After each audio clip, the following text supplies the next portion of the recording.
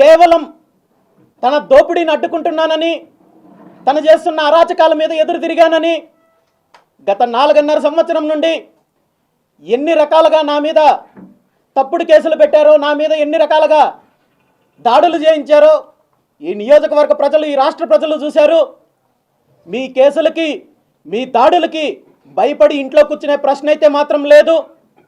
నియోజకవర్గంలో మార్పు కోసం ఈరోజు పుంగనూరు నియోజకవర్గ ప్రజలందరూ కూడా కంకణం కట్టుకొని ఉన్నారు. పెద్దిరెడ్డి రామచంద్రారెడ్డి అతని కుటుంబ సభ్యుల నుండి ఈ నియోజకవర్గానికి విముక్తి కోసం రాత్రింపగళ్ళు ఎదురు చూస్తున్నారు.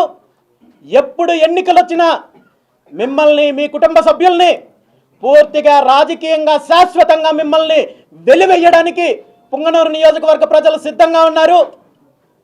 ప్రజల మీద మీరు చేస్తున్న దౌర్జన్యాలకు, మీరు చేస్తున్న రౌడీయిజానికి, మీరు చేస్తున్న భూ కబ్జాలను అరికట్టడానికి, అడ్డుకోవడానికి ఎట్టి పరిస్థితుల్లోనూ నేను వెనకడిగేసే కుసునే లేదు.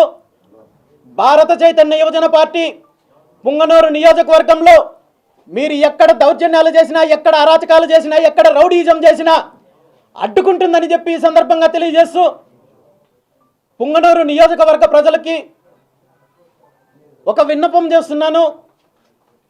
గత 15 సంవత్సరాల నుండి పెద్దిరెడ్డి రామచంద్రారెడ్డి గారు, అతని కుటుంబ సభ్యులు ఈ నియోజకవర్గంలో ఏ విధంగా అరాచకాలు చేశారో, ఏ విధంగా దోపిడీ చేశారో, ఏ విధంగా భూ కబ్జాలు చేశారో, ఏ విధంగా రౌడీయిజం చేశారో, ప్రశాంతంగా ఉన్న పల్లెల్లో ఏ విధంగా గొడవలు సృష్టిస్తున్నారో మీరందరూ చూస్తున్నారు.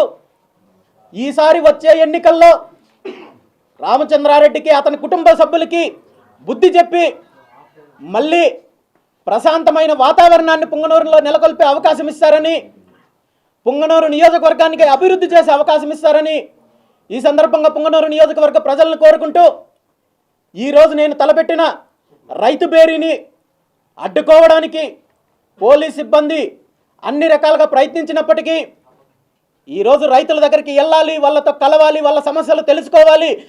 పెద్దిరెడ్డి రామచంద్రారెడ్డి గారు, అతని కుటుంబ సభ్యులు చేస్తున్న దోపిడీ గురించి ప్రజలకు తెలియజేయాలని ఏదైతే కార్యక్రమం మొదలుపెట్టానో, కొన్ని అవాంతరాల వల్ల నేను ఎక్కడైతే మీటింగ్ పెట్టానో ఆ సదములో వర్షం రావడం వల్ల, కొన్ని ఇబ్బందుల వల్ల ఈరోజు వెళ్ళలేకపోయినప్పటికీ ఖచ్చితంగా ఈ రైతు బేరీ కార్యక్రమం అయితే మళ్ళీ హైకోర్టుకి ఈరోజు ఇక్కడ జరిగిన అధికార దుర్వినియోగం గురించి, పోలీసు వ్యవస్థ ప్రవర్తించిన తీరు గురించి వివరించి కోర్టు వారి అనుమతితో మళ్ళీ రైతులతో కలిసి ఈ కార్యక్రమం చేసి తీరుతాము. అందులో ఏమాత్రం అనుమానం లేదు. అదేవిధంగా పుంగనూరు ఎమ్మెల్యే, అతని కుటుంబ సభ్యులు, అతని అనుచరులు చేస్తున్న అరాచకాల మీద, రౌడీయిజం మీద, దోపిడీ మీద అన్ని రకాలుగా విస్తృతంగా పోరాటం చేయడానికి కూడా సిద్ధంగా ఉన్నాను.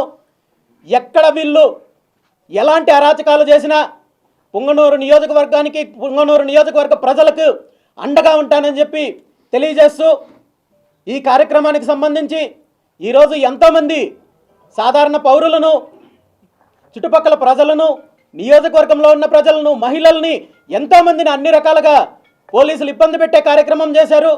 వాళ్ళందరికీ నా తరపున క్షమాపణలు కోరుకుంటూ, నా వల్ల ఈరోజు ఇక్కడ జరుగుతున్న దోపిడీని అరికట్టడంలో భాగంగా నాతో కలిసి నడవడానికి ముందుకొచ్చిన మీ అందరినీ అభినందిస్తూ, రాబోయే 3-4 నెలలు ఇదే పోరాటాన్ని కొనసాగించి రామచంద్రారెడ్డిని, అతని కుటుంబ సభ్యుల్ని పూర్తిగా రాజకీయాల నుండి శాశ్వతంగా వెలివేసే కార్యక్రమంలో మీరందరూ కూడా భాగస్వాములు అవుతారని చెప్పి ఈ సందర్భంగా కోరుకుంటూ సెలవు తీసుకుంటున్నాను.